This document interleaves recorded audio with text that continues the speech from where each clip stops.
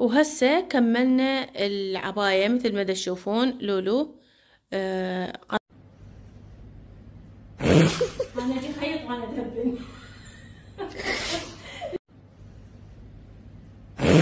انا اجي خيط وانا ادبن.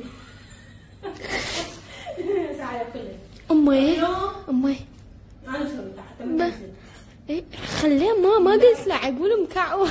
ما تحبوا فيها. يلا. بعد تصوير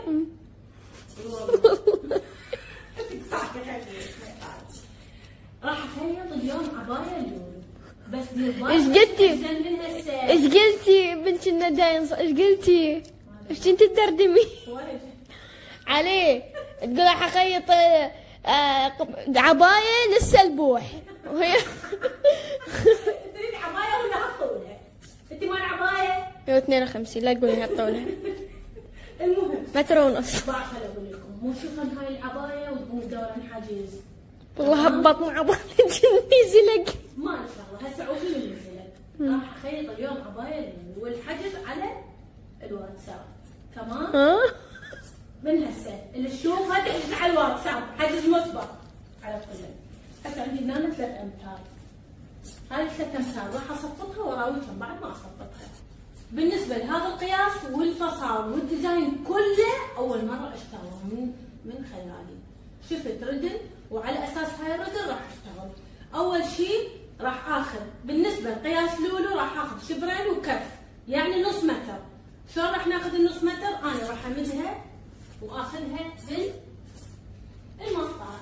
يعني للي ما عندهم الفيته للي عندهم فيته انا اخذها شبرين وكف. النقعد شبرين كف. ايدي احنا الشبرين وكف هي شبرين وكف. حطينا شبرين وكف هي نص متر. تشوفون هاي 50. شوفوا شبرين وكف بيناتهن اصبع واحد عن ال50. يعني احنا دائما نقول شبرين وكف هم 50. فراح اشيل الشبرين وكف وارجع لكم. حطينا حاشيه على حاشيه رجعنا طبقناها من عرض القماش ناخذ نص متر. 4 طبقات مو؟ ايه 4 طبقات 5 طبقات. المهم انه انتم اللي تاخذونه هو النص متر. هاي النص متر ومن هنا نعطي الاشاره راح ناخذ هذا حتى نضبط. احنا مو على شيء بس على مود تشوفون. انا عن نفسي اقصها بدون ما اسوي هاي الخربطات كلها. ونسمي بسم الله ونشيل النص متر. هاي ليش؟ هسه تشوفونها ليش. هسه راح نبتدي نفصل بالقماش الباقي. تسوية الاطراف الزيادات اللي بيها نشيلها. احنا هاي نعتبرها زياده. هنا أنا راح افتح اتجاه واحد راح يصير عندي طبقه طبقتين. تمام؟ اي عواج عندي لازم طرف يكون عدل الطرف الثاني. اذا بي عواج اتركه على عواجه. المهم عندي واحد من اتجاهات ال4 صفحات كلهن مستويات. راح افصل واراويكم. هسه هنا فصلنا اتجاهات هاي وهاي. راح اشيل كل اتجاه على حده اطبقهن واساويهن مثل ما كانن. هسه هذا الاتجاه وراح اخلي فوقات ثانيه. هسه شوفوا انا الناس خليت من هنا 3 اصابع فاصل بين اتجاه وبين اتجاه. هذه الطبقه شوفوها بيها 3 اصابع. منا انا راح اساويهن. المهم منا هيك يصيرون. هذا راح يصير الصدر اللي هو ازيد من الظهر على مود راح يصير بكف ويصير باطار حتى نخلي بيه دقم او نخلي بيه سحاب او نخلي بيه طباقات حسب احنا شرين. المهم انه احنا نترك 3 اصابع. هسه هنا أنا عندي راح اخذ عرض الكتف اللي هو شبر لانه كتف لولو ينطي كتف كامل. عندنا هنا شبر واصبعين. ايش راح اسوي؟ راح اخذ شبر وكف. صار عندي شبر منا واصبعين طالع شبر وكف اللي هو مسافة قطر الصدر اللي هو داير يدور الصدر. راح انطي انحناء بسيطة انتو تشوفوها. وراح اخذ منها اصبعين انزلها لحد عظمة الكتف، من عظمة الكتف لهنا اللي هي 5 اصابع فك اللي هي كف. احنا عندنا شبرين، شبر والشبر الثاني اذا نجيبه من هنا. هاي هنا 4 اصابع، من ال4 اصابع ابدي نزلة الكتف انزل بيها شبر مثل ما شفتوا انتوا. انا اخذت شبر 3 اصابع او شبر واصبعين، كفيتها طول شبر وكف. من هنا هذا مثل ما شفتوا اخذت زاوية، هي هاي الزاوية انطيتها انحناءها تعطيني حفرة الابط. عندنا هنا هذا النزلة، ومن بعدها راح ابدي ايش اسوي؟ من النهاية الشبر اللي هي هاي راح انزل بيها مثل ما شفتوا. هي هم 5 اصابع، نفس اللي هنا اخذها هنا تشوفون، ومن عندها نظريا راح اسحب من عندها لحد ما وين ايدي توصلني تصفير. شفتوها هسه؟ راح اقصها وارجع، بس قبل ما اقصها راح اراويكم ايش اسوي. احنا هنا كالمعتاد ناخذ من هنا ناخذ 10 سنتيمتر اللي هي كف مفتوح، وننزل بيها تصفير. ليش؟ لانه نزلة الكتف على هاي اذا اخليها راح تصير منا ومنا هيك لازم، بينما اني من شلتها من هنا ونزلة الكتف راح تساوي هاي ويا هاي هيك. فاحنا ليش نشيل هاي؟ حتى ما تصير مراوله العبايه منا ومنا وشهاده. راح اقصها وارجع لكم. هسه شفتوا انا ايش سويت؟ هاي كل اللي رسمته قصيته. هسه لهنا اكتفينا بالبدن. عندنا شنو؟ عندنا حفرة الصدر. بما انه الصدر عندنا لازم يكون مفتوح مثل ما احنا قلنا، فراح نفتح. هنا ايش اريد اسوي؟ اريد اخذ حفرة الصدر، اطبق الطبقة مالتي واسوي حفرة الصدر اللي هي الحفرة الدائرية، واصل لحد عظمة الكتف. هنا كفينا. هسه احنا ايش نحتاج؟ نحتاج القصة اللي قصيناها وشلناها على جنب. احنا ليش قصيناها؟ لانه اكو نسوان تحتاج الردل اطول، اكو نسوان لا. فاني من انطيت هاي المسافة، انه المسافة هاي على كل مرة لها قياس. لولو القياس مالتها الردل راح تنقسم على قسمين، هي مو قسمين، 3 اقسام. القسم الاول اللي هو خلي والله لولو لحظة تحت شوفوا راح اسويها هيجي للقسمين، تقدرين انت تقسميها على مزاجك. يعني هي الردن باعوا لي منه. الردن شو نريد ناخذها؟ ناخذها قسم منه لحد تحت العكس، تحت العكس باصبعين. راح نصير ناخذ هاي القصه، هاي المسافه نقيسها منا لهنا. لولو قياسها شبرين، منا لحد هنا قيسها شبرين. دير بالك واياك تقيسين هيك، هذا غلط. لازم اذا تقيسين قيسين منا هيك شبر، تنزلين بيها شبرين واصبعين. ليش؟ على مود تاخذين انطواء الكتف. هاي اذا تقيسين بالفيته، بينما اذا انت تقيسين مثل ما انا حاليا هسه اريد اقيس، انا اعرف قياس الردن الستاندر هي اذا بلاستيك 3 اشبار و3 اصابع، اذا بدون لاستيك اللي هي 3 اشبار واصبع. لحد هنا احنا تمام. احنا هسه نريدها ردن عاديه. راح اخذ شبرين. تشوفون هاي الشبرين هي نص الردن. اخذ هذه الميله اللي انتم تشوفوها. لولو ما تحب الردن عريضه حيل، تريد الردن عاديه، لازم من العرض ناخذ شويه. مستحيل انه احنا نخلي تحت الابط مواساة من هنا مواساة وحده.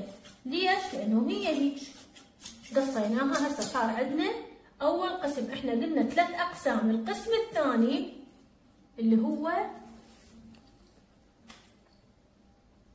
تحت الردن، اللي هو القسم الثاني، حتى ناخذ طول الردن الثاني. طول الردن الثاني شلون راح يصير؟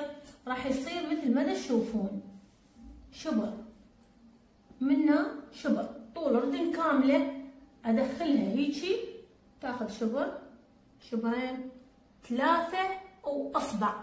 شفتوني؟ قلت 3 وأصبع. شلون راح أقصها؟ راح أقصها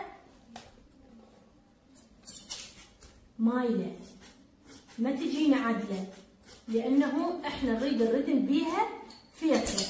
فيكة الردم راح تصير على مرحلتين. قصيناها مايلة مثل احنا نقول كلوشة، راح اخلي بيها فتحة. أنا ليش حطيتها أكبر؟ لأنه بعد عندي خياطات اللي عندها ماكينة الأوفر تقدر تاخذها بماكينة الأوفر، اللي ما عندها ماكينة الأوفر تقدر تكفيها شلال وكف. هسه احنا سوينا الردل مالتنا، وهسه ساوت منا ومنا وهي الزيادة اللي أنا حطيتها. يعني أنا هسه إذا أحط الردل راح تطلع بيها منا زيادة. هاي الزيادة لما راح أخيط راح تطلع عندي من هنا. شفتوها؟ هسه نرجع للمرحلة الثالثة، مرحلة أولى، مرحلة ثانية، هسه مرحلة ثالثة. هنا أنا حكمي هذا راح أشيله. عندي هذا القماش، أي نوع قماش أنت حابته خليه. إحنا راح نخلي من هذا القماش، لأنه إحنا الديزاين اللي شفناه بهذا القماش. راح أشيل الحاشية مالته وأرجع لكم. طبعا هذا المتر مالته ب 4000، هذا المتر يسوي لي 4 رداءات أو 5 زين، أو 4 عبي. إحنا نقول رداء، إحنا هنا عندنا متعودين الأغلبية نقول رداء، ناس تقول رداء ناس تقول عباية. كيف الواحد طبقناه طبقتين، نريد ناخذ القسم اللي إحنا قصيناه، القسم هذا دا تشوفونه مو هذا القسم. هذا القسم لازم شو اسوي؟ راح اشيل وحده، اشيل هذا النوع بس هذا لازم يصير اطول من الردم، لانه لازم ينزل اللي هنا. فاحنا نريد نخلي بيه زياده. الزياده هاي اللي دا تشوفوها قدامكم، هذا راح ينقص بالاوفر، بالماكينه الاوفر. ما عندك ماكينه اوفر قصيه اي بالماكينه مالتك وخيطيه على الطارف مالته وبس. هاي المرحله الثالثه، وهنا خلصت قصتنا انا وياكم. لحظه اوقفوا، راح اقصه منا بالنص. لازم الوسطه هذا مالته يبقى هيك، لان هذا اريده يبقى مسدود، هذا ما ينفتح. هذا يبقى مفتوح بس هذاك ما يبقى مفتوح، هذاك يبقى مسدود يعني ينسد. شوفوا لي هسه احنا هسه اخذنا الشيء اللي نريده وصار لوز اللوز. نقص القصة مالتنا، نضبط عليها وخلص. خلص القسم الثالث، هذا راح يصير هيك وبس. وهسه بدينا هنا بالخياطة. أول بداية راح أسويها هو إنه أني أسوي خلينا نقول الشفلة اللي راح تصير بيها الطباقات. لولو تريد بيها طباقات، قالت لو تخلي لي سحاب لو تخلي لي طباقات. لولو مو من النوع اللي تحب السحاب وبسع يخرب عندها، فأخذت أوفر الطارف مالتها حتى ما يصير تخين، خليتها طبقة واحدة تشوفونه. أخذتها بالأوفر ومشيت الطبقتين اثنيناتهن، سويت الاتجاهين. هسه اجينا حتى نسوي التنظيفات الخاصة بالصدر والظهر، يعني مال حفرة الصدر حفرة الظهر.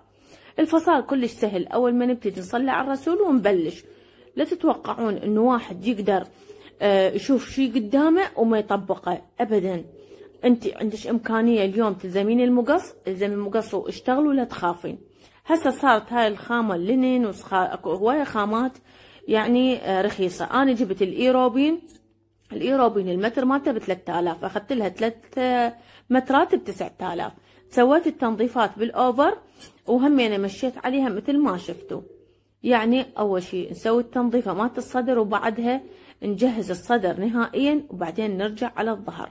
هسه هنا أنا أخذت التنظيفة مثل ما شفتوا، وبعدها راح أسوي القصقصات اللي تنطي مدى للحفرة مالت الصدر وتعطيها ترتيبة. هنا نشوفوا شفلتها شفلة بسيطة، لأنه احنا منطينها أوفر، فما راح تاخذ من عندنا وقت هواية، أشياء بسيطة كلش. شفتوها شلون؟ سويت التنظيفة الأولى والثانية، وهسه راح نسوي تنظيفة الظهر. تنظيفة الظهر تختلف، بس أخيط أول خياطة أسوي القصقصات اللي هي تثليمة حتى تعطيني مدار الحفرة، وبعدها أثبت الأكتاف. هسه هنا راح نثبت الأكتاف. طريقة تثبيت الأكتاف مثل ما تشوفون، نحط الكتف نفر الحفرة عليها اللي سويناها أو التنظيفة، وأسوي هاي الشفلة الصغيرة حتى لما أجي اثبت التنظيفة التثبيت الاساس، راح يجيني تنظيفة كلش مرتبة. هسه سوينا التسليمات هذول ونشيل الزيادات وراح نقلب. بس قبل ما اقلب راح اخذ اوفر الكتف. اخذت الاوفر وشوفوا لما انقلبتها مباشرة اجتني بيها الشفلة مالتها. راح تشوفون شلون الشغل نظيف والتفاصيل البي كلش حلوة. ما توقعت انه يطلع بالاخير هيك، ولو انا ما شك بقدراتي بس ما يخالف. شوفوا شلون صارت التنظيفة، صارت عال العال والنظافة بيها 100%. هسه هنا اجينا حتى نشتغل الردن. بالبداية اجيت على النص الاسفل من الردن. احنا قسمنا الردن على نصين، والنصين صارت بيها 3 اشياء. شغلة من النص ردن ومن جوا النص الردن اللي قلنا عليها النزلة الثانية. كفيت بالبداية اللي هي حفرة من يم الخصر مالت الايد، كفيتها منا ومنا. شفتوها انتو. لازم تضبطون قبل ما هاي تحطون اشارة انه هاي راح تنكف، لانه راح تشوفوها قطع غير مو مرتبة. بس انتو حطوا اشارة. اني ويا امكانيتي بالخياطة احط اشارة. هنا كفيتهن منا ومنا وثبتتهن. راح اخذ اوفر داير ما يدور، واللي ما عندها اوفر مو فد مشكلة. هسه هنا انا ثبتتهن، ثبت عندي مثل ما شفتوا. راح اخذ اوفر داير ما يدور، وبعدها راح اخذ اوفر القماش الاساسي اللي هو الخامة اللي راح تصير الديكور بيها او الديزاين بيها. هنا اخذنا الردن الثانية مثل ما تشوفون، ولولو يمي قرقر قرقر قر وما خلتني اكمل الا انشلع قلبي. راح اكمل الردانات اثنينهن. هسه هنا هذا اللي قلنا راح يصير بيه ديكور. اول بداية راح اخذه اوفر. ما عندك اوفر سوي له كفة من نفس القماش واشتغليها بيه، كفة كلش رفيعة. ما عندك جيبي اكو سوتاجات خاصة بالكفات جيبيهن. هنا انا اخذت اوفر من يم خصر الايد، وبديت اخذ الكسرات. راح اسوي بيه كسرات كلش قليلة، اللي هي كسرتين بكل نص، يعني احنا قسمناها الردن نصين. تمام. النص الاول بالبداية اللي بين، لان هو راح يصير بيه حفرة من الامام او شاكة. شوفوا هاي شاكة. من الاتجاه الاول حطيت كسرتين، والاتجاه الثاني حطيت كسرتين. هسه راح اثبت النص الثاني مال الردن. وهذا انا قلت لكم صارت على 3 اقسام. هاي خلصت قسمين وهذا الثالث. هسه داير ما يدور خلصته، صار شكله مثل ما تشوفون قدامكم. طبعا اكيد راح اربط الردانات واخذهم اوفر همينه. بس بالبداية اثبت الردن الثانية مثل ما شفتوا. انا ثبتت الردن الثانية، اجيت اثبت الردن ابدي بيها من نص الكتف، واخذها شوية شوية حتى تطلع عندي الردانات اثنين مضبوطة، لانه اي ميلة راح تطيب عندك خلاف الشكل الامامي اللي احنا رتبناه. هسه كملت عندي الردن الاولى، وراح اسوي الردن الثانية. بس قبل كل شيء راح اربط الردن من الخصر لحد ذيل العباية.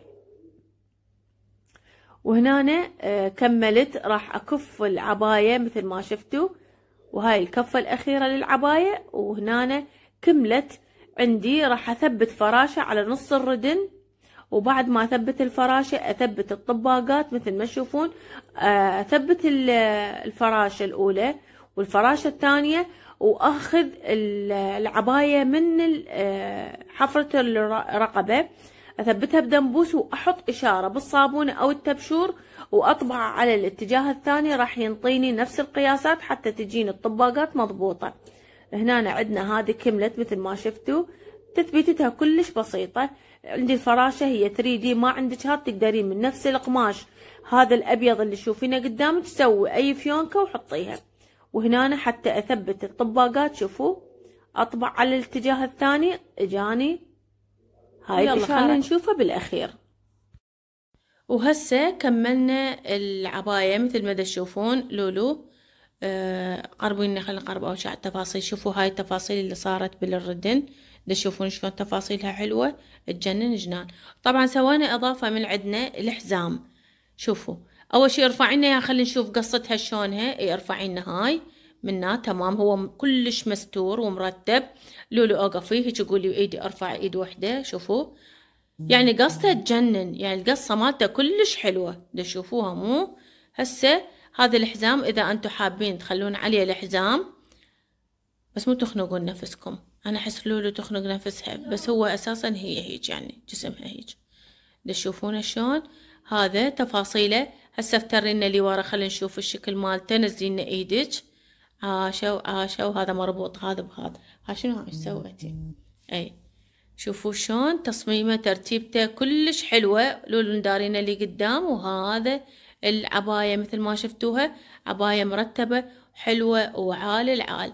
ولولو منبهرة بيها، ولزقت على هاي الربطة لأنه أساسا بيها لون وردي على أساس الفراشة اللي بيها. وإن شاء الله عجبكم.